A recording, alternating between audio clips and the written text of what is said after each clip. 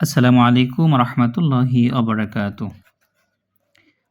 নিজেকে দৃঢ় সবল রাখা ও শত্রুদের জব্দ করার অর্থাৎ আপনি নিজেকে শক্ত রাখতে পারবেন বিপদ-আপদে এবং শত্রুকে জব্দ করতে পারবেন। কোনো শত্রু যদি আপনার থাকে তাকে বন্ধু বানাতে পারবেন অথবা শত্রুকে দমন করতে পারবেন।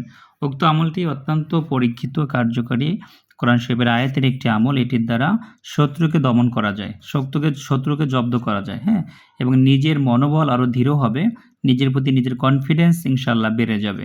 অত্যন্ত পরীক্ষিত কার্যকরী আমলটি কিভাবে করবেন এখানে নিয়ম লিখে দেওয়া আছে, আমি আপনাদেরকে পড়ে শোনাচ্ছি।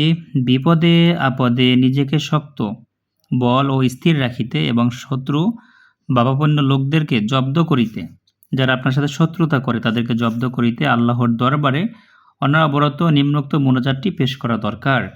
এই আমলটি কিভাবে করবেন? প্রত্যেক নামাজের পরে ৩ বার করে উক্ত দোয়াটি পাঠ করবেন। আমি দোয়াটি পড়ে শুনিয়ে দেব আপনাদেরকে। এটি একটি কোরআন শরীফের আয়াত, একটি মোনাজাত।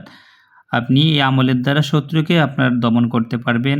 যদি আপনার শত্রু থাকে, কেউ আপনার ক্ষতি করে, তাকে দমন করতে পারবেন। পাশাপাশি নিজের শক্তি, মনোবল বৃদ্ধি পাবে, নিজের প্রতি নিজের কনফিডেন্স বেড়ে যাবে ইনশাআল্লাহ এই আমলটির দ্বারা। এটি পরীক্ষিত একটি আমল। এই আমলটি বেশি ভিডিওটি শেয়ার করে দিবেন, যেটা অন্যরাও করতে পারে। তো আমলটি আপনি কিভাবে করবেন আমি আপনাদেরকে বলে দিচ্ছি। উক্ত আয়াতটি প্রত্যেক নামাজের পরে ৩ বার অথবা ৭ বার করে পাঠ করবেন। মনে মনে নিয়াত করে নেবেন যে, আল্লাহ আমার শত্রুদেরকে দমন করো, আমার নিজের কনফিডেন্স বৃদ্ধি করে দাও আল্লাহ। এভাবে নিয়াত করে নিতে পারবেন অথবা আপনি আপনার ইচ্ছা মতোও পড়তে পারবেন। এটা আমল করলেই হবে, করলে ইনশাআল্লাহ আপনার শত্রু দমন হবে। উক্ত আয়াতটি ৫ বার ৭ বার বেজোড় সংখ্যায় অথবা ৩ বার করে প্রত্যেক নামাজের পরে পাঠ করবেন, অথবা সকাল সন্ধ্যা ২ বেলা আপনি উক্ত আয়াতটি ৩ বার অথবা ৭ বার করে পাঠ করবেন। আয়াতটি হচ্ছে রব্বানা আফরিগ আলাইনা সাবরাও ওয়া সাব্বিত আকদামানা ওয়ানসুরনা আলাল কওমিল কাফিরিন। আপনাদের কোনো জরুরি প্রয়োজনে আপনার এই নাম্বারে কল দিবেন অথবা ইমো হোয়াটসঅ্যাপে আপনারা মেসেজ দিবেন।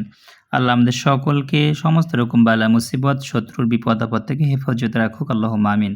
ওয়া আখিরু দাওয়ানা আলহামদুলিল্লাহি রাব্বিল আলামিন।